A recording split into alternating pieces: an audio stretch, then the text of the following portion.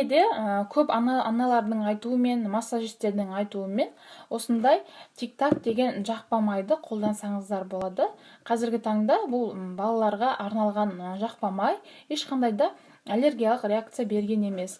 Осын қолдансаңыздар да болады. Көп аналар сұрап жатады, қойдың майы, шемішкенің майы, соларды қолдансақ бола ма деп.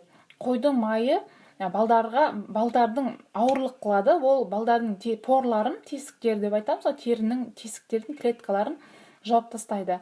Қойдың майын қай кезде қолданған дұрыс? Егер балаңыз тұмау болса, суық тиген болса, оны ішіне, арқасына және табанына жағып массаж жасасаңыз болады. Ал семечканың майы деген оны қайнату керек болады. Бірақ қазіргі таңда осы семечканың майына көп балдарда аллергиялық реакция беріп жатыр. Бөртпелер майда-майда шығып кетеді. Сондықтан, егер де сіздің балаңызға тура келіп жатса, ешқандай да аллергиялық реакция бермесе, шемішке майында қолданған дұрыс. Ал былайша қолданбай қойсаңыздар жақсы болады. Осы екі майды ұсынамын сіздерге. Біреуі осы массажға арналған тик-так жақпа майы, ал біреуі өздеріңіз білетіндей зәйтүн майы. Осы маймен балдарыңызға массаж жасасаңыздар болады.